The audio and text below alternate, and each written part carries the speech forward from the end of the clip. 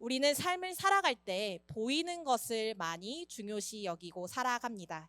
사람이 가지고 있는 오감인 시각, 후각, 청각, 촉각, 미각 중에서 가장 중요한 감각을 뽑으라고 한다면 가장 많은 사람들이 시각을 뽑곤 하는데요.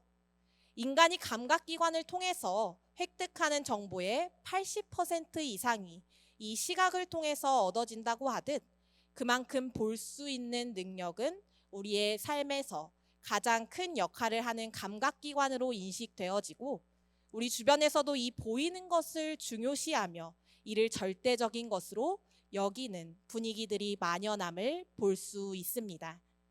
예를 들어 우리 삶에 자연스럽게 녹아있는 화려한 상품 광고들과 우리의 외적인 부분인 외모나 몸매, 이를 가꾸고자 하는 노력들, 그리고 유튜브의 시각을 자극하는 다양한 먹방과 브이로그 영상들 등 우리의 일상 속에서 이 시각 이미지를 자극하며 강조하며 나타나는 현상은 우리 삶이 이 보이는 것에 얼마나 많은 에너지를 쏟고 있는지 여실히 보여주고 있고, 이처럼 사람이 살아가는데 눈이 차지하는 역할은 절대적이며 사람들은 이 보이는 것에 얼마나 많은 관심과 욕구를 추구하고 있는지 우리는 우리의 삶에서 살펴볼 수 있습니다.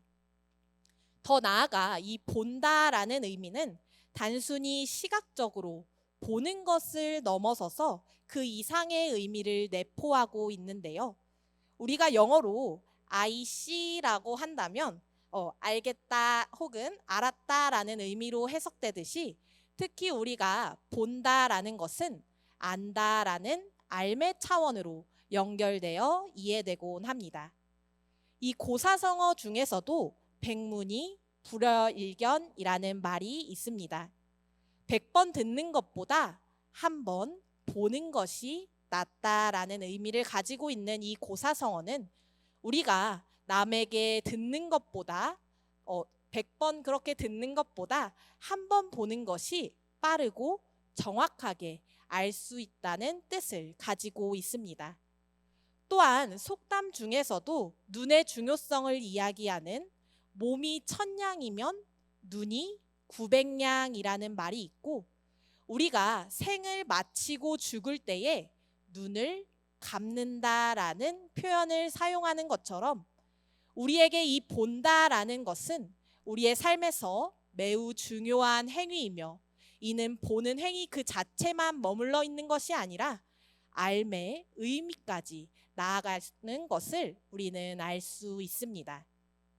그런데 우리가 이렇게 직접 내 눈으로 보고 경험하는 것에 집중하다 보니 한 가지 문제가 생기게 되는데요. 바로 보이지 않는 것을 경시하고 소홀히 여기게 된다는 것입니다. 생텍쥐베리의 이 어린 왕자라는 말에서도 이런 말이 나옵니다. 지금 우리가 보고 있는 것은 단지 껍데기에 불과하다. 중요한 건 눈에 보이지 않는다. 사람이 어떤 것을 정확하게 볼 수 있는 건 오직 마음으로 볼 때이다. 우리가 이 보이는 것에 너무 집착하면서 살아가다 보면 우리가 말씀을 시작하면서 인사 나눴던 것처럼 평화, 은혜, 사랑, 소망, 기쁨, 우정, 꿈 등 보이지 않는 것을 잃어버리며 살곤 합니다. 이 보이는 것에 매몰되게 되다 보면 우리가 본질적으로 추구해야 할 것을 놓치기 쉬운 것이지요.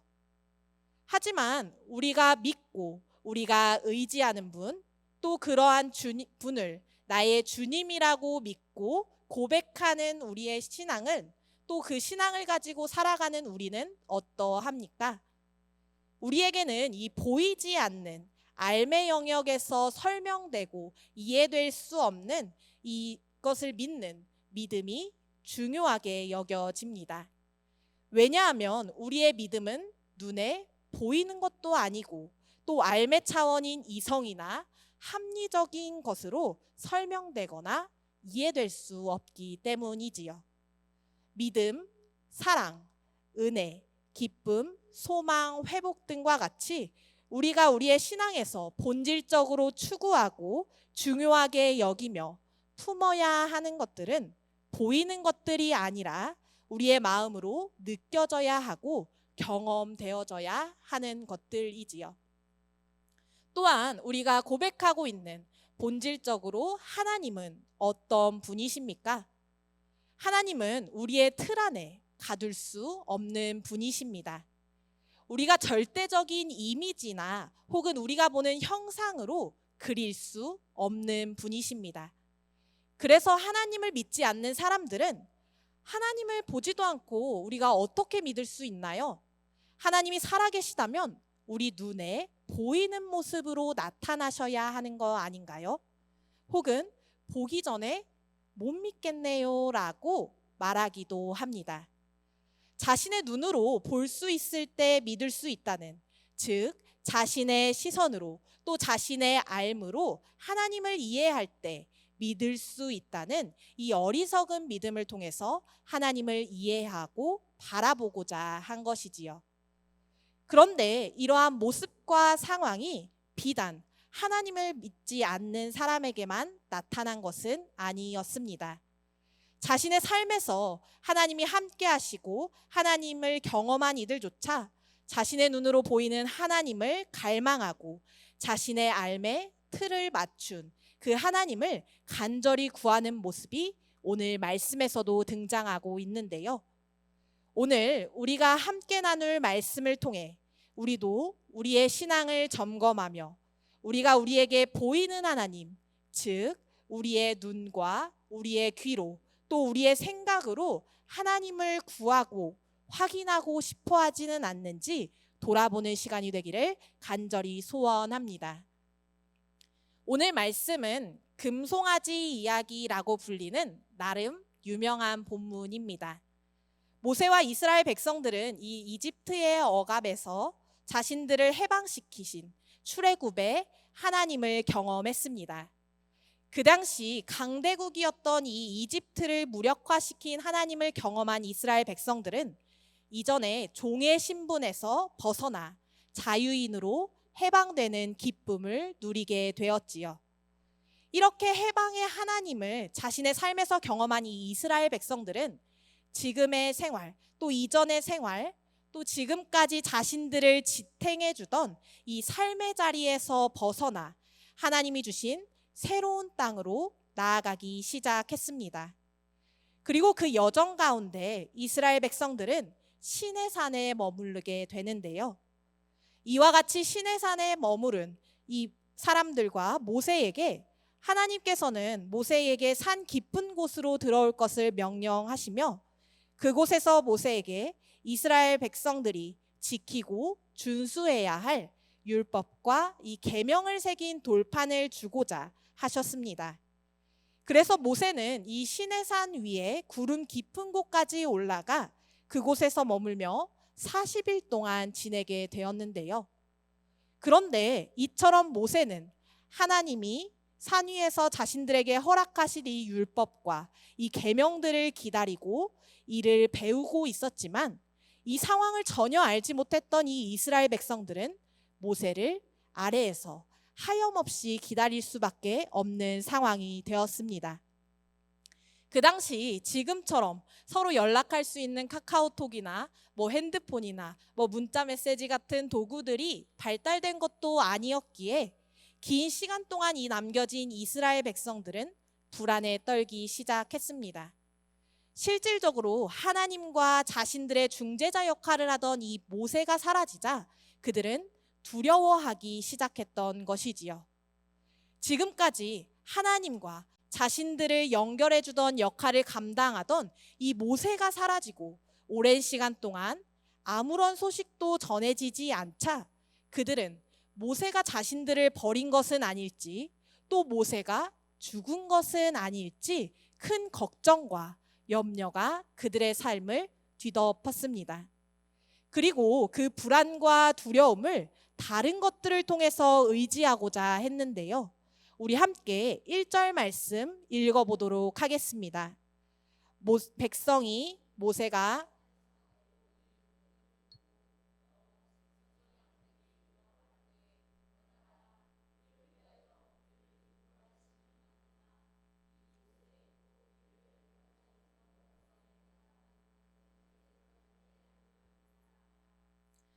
이스라엘 백성들은 아론을 찾아와서 자신들을 애굽 땅에서 인도하고 지도하던 모세가 사라졌으니 이제 자신들을 인도할 또 다른 신을 만들어 달라고 요청합니다. 그런데 여기에서 이스라엘 백성들의 말을 통해 이스라엘 백성들이 무엇을 바라보고 믿고 있는지 살펴볼 수 있는데요. 그들은 애굽에서 인도한 존재가 누구라고 말하고 있습니까? 바로 모세라고 말하고 있습니다. 이들은 자신들을 이끌어낸 존재가 하나님이라는 이 궁극적인 고백이 아니라 바로 자신들의 눈앞에 있는 모세라고 고백한 것입니다. 모세를 하나님과 같은 사람이라고 생각한 것이지요. 그렇기에 이들은 이 모세가 사라졌을 때 큰 불안과 두려움을 느끼기 시작합니다. 이집트에서 자신들을 인도해내시고 해방시켜 주신 분이 하나님이시기라기보다는 눈앞에 보이고 또 손으로 만져지는 자신들 앞에 실존하는 이 모세가 우리들을 인도해냈다고 생각했기에 이들은 모세와 같이 앞으로 우리를 인도할 신을 만들어 달라고 이 아론에게 요청하고 있는 것이지요. 그들은 이 계속해서 약속의 땅인 이 가나안으로 나아가기 위해서 자신들을 이끌어줄 확실한 하나님이 필요하다고 여겼습니다. 지금 자신들에게 이 모세가 보이지 않는다는 것은 하나님이 없는 것만큼 불안한 일이었기 때문에 이를 대체하고 이를 대신하여 줄 또 다른 하나님이 필요했던 것이지요. 이와 같은 이스라엘 백성들의 신앙은 모세와 같은 사람이 또 모세가 보이는 능력에 의존하고 이를 통해서만 유지되는 미성숙한 신앙이었습니다. 그렇기에 자신들을 이끌어 주신 하나님을 바라보지 못하고 모세가 보여준 능력과 그 힘에 자신들을 의지하고자 했고, 그래서 그들은 이 모세가 자신들의 눈앞에서 사라지자 또 다른 신을 세울 것을 요청한 것이지요.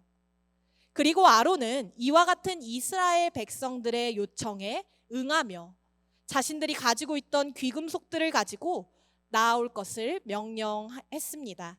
그리고 이와 같이 행합니다. 우리 함께 4절 말씀 읽어보도록 하겠습니다. 아론이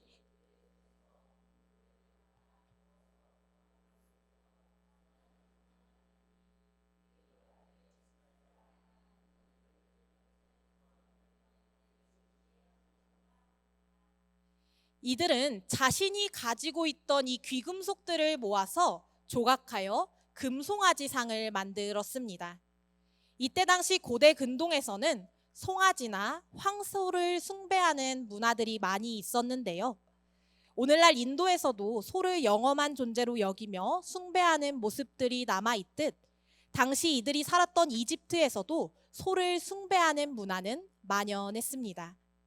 이집트에서 이 송아지와 황소는 풍요와 힘의 에너지를 상징했는데요. 이 황소의 강한 번식력과 강한 힘 등으로 특히 이들이 앞으로 나아갈 이 가나안 땅에서는 바알 신을 황소라고 상징하며 표현했던 것을 보면 이스라엘 백성들은 하나님을 금송아지 형상으로 만들어 자신들에게 번영과 힘, 풍요를 가져다 줄 이로 생각하며 우상을 만든 것이었습니다. 그런데 이와 같이 우상을 만드는 것도 참으로 이해할 수 없는 일인데 이들은 우상을 만드는 것을 넘어서서 제단을 쌓고 축제를 열어 이 금송아지를 신격화하기 시작합니다. 금송아지가 애굽에서 인도하여 낸 신 하나님으로 둔갑해 버린 것이지요. 그리고 더 나아가 그 날을 여호와의 절일, 즉 하나님을 향한 날로 선포하며 명명합니다. 이날은 번제를 드리고 화목제를 드리며 앉아서 먹고 마시며 일어나 뛰노는 현장이었습니다. 이들은 하나님께 드리는 제사를 그대로 금송아지 앞에서 행했고 이방의 축제 문화를 가져와 방탕하게 행했던 것이었죠. 이처럼 이스라엘 백성들은 이 금송아지를 만듦으로써 하나님을 대신하고자 했고 그 앞에서 하나님을 섬기듯 금송아지를 섬기는 모습을 보여줍니다.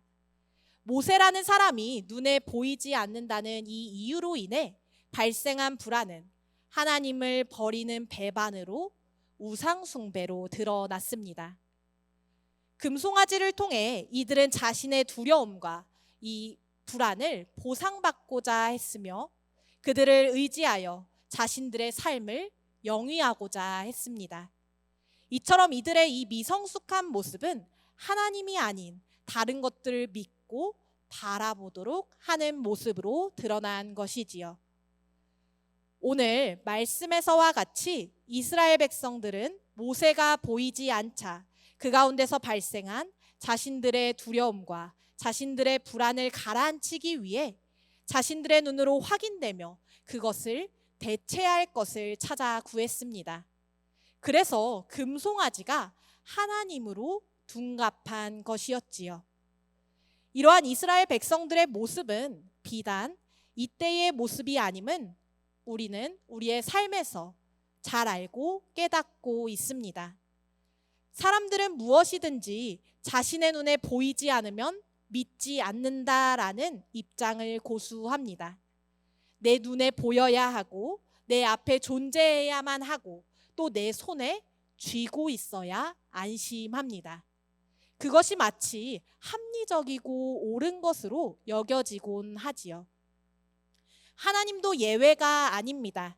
우리의 삶에서 기적을 통해 보이는 하나님만을 우리는 의지할 때가 너무나 많습니다. 물질의 복을 더하여 주신 하나님, 우리의 기도를 들어주신 하나님, 우리의 삶의 여건을 풍요롭게 해주신 하나님만을 구하며 우리의 삶에서 이 드라마틱한 변화와 풍요가 있을 때에만 우리는 하나님이 함께 하신다고 고백하며 찬양합니다. 우리의 믿음을 우리가 원하고 우리가 바라는 것들로만 증명하려고 하지요. 또한 하나님이 이와 같은 우리의 기도에 응답하지 않으신다면, 응답하지 않으시는 것 같다면 우리는 어떠합니까? 우리는 어쩔 줄 모르고 불안해하며 심지어는 하나님이 나와 함께 하시지 않는다고 생각하기도 합니다. 그리고 그 불안을 대체할 다른 것들을 구하며 보이는 사람을 의지하거나 물건을 통해서 혹은 물질을 통해서 우리의 심리적인 불안을 극복하려고 합니다. 우리 마음에 하나님은 없고 하나님을 대신할 사람들과 물질들, 우리의 금송아지로 우리의 마음이 가득 차게 되는 것이지요. 오늘 말씀을 돌아보며 우리의 금송아지는 무엇인지 성찰해 보기를 원합니다. 우리의 삶에서 그리고 우리의 신앙에서 우리의 금송아지가 하나님으로 둔갑하고 있지는 않은지, 또 우리가 그 유혹에 빠져 하나님을 외면하고 있지는 않은지 돌아보기를 원합니다. 우리의 불안과 우리의 두려움을 하나님 앞에 그대로 아뢰는 것이 아니라 다른 것들을 통해 또 하나님이 아닌 금송아지와 같은 것으로 대신하려고 하고 있지는 않은지 우리의 삶을 기민하게 살펴보아야 합니다. 그것을 우리가 생각하지 않고 안일하게 생각하고 있을 때 언제든지 우리의 마음속에 우리의 금송아지가 세워질 것입니다. 우리가 깨어 기도하지 않으면, 우리가 깨어 하나님 앞에 나아오지 않으면 우리의 금송아지는 교묘하고 치밀하게 우리의 신앙을 파고들 것이며 우리가 고난에 직면했을 때에 그것이 하나님이 되어 있음을 우리는 발견할 수 있습니다. 사랑하는 성도 여러분, 오늘 우리가 우리의 마음에 다른 어떤 것들이 아닌 하나님을 바로 세우길 소망합니다. 오늘 우리가 이 자리에 나온 이유는 무엇입니까? 이 밤 사람이나 혹은 물질에 이 시간을 보내지 아니하고 이 자리에 나와 우리가 하나님을 찬양하고 말씀을 묵상하는 이유는 무엇입니까? 바로 우리가 하나님을 우리 마음의 중심에 바로 세우고 우리가 다른 어떤 것보다 하나님을 사모하고 있기 때문이 아니십니까? 우리의 어떤 것보다 또 우리의 삶의 어떤 존재들보다 하나님을 의지하며 나의 삶의 중심, 나의 마음의 중심은 주님이시기에 우리가 이 찬양의 자리, 기도의 자리, 말씀의 자리로 나아온 것이지요. 지금까지 우리의 삶을 이끌어 주시고 우리를 인도하여 주신 하나님을 우리가 바라보기에 우리는 이 자리에 나아와 하나님께 예배드리며 감사하고 있는 것이지요.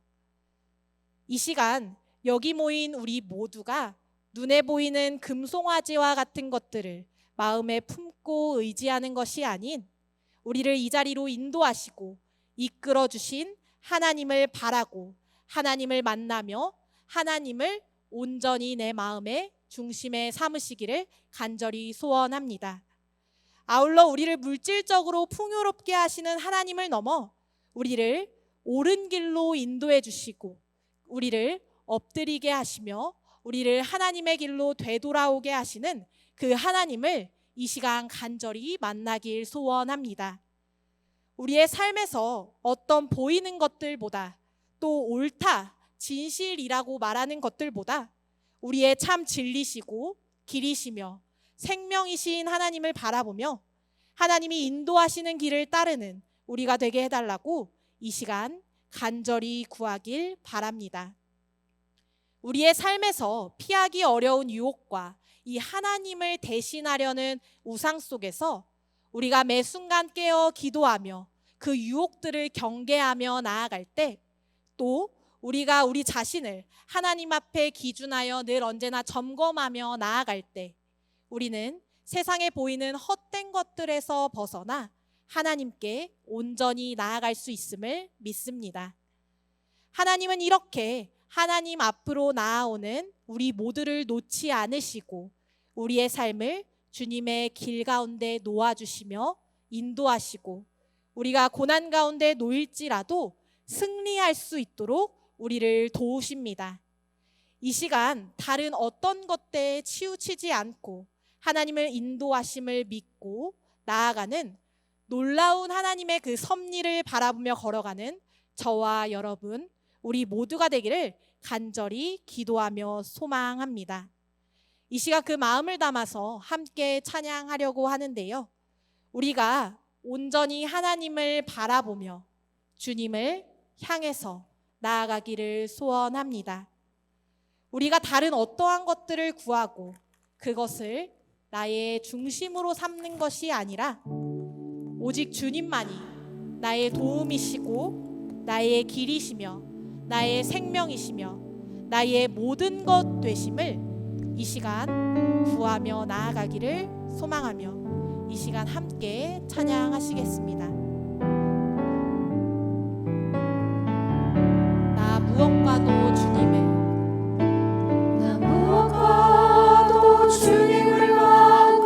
바꾸지 않으리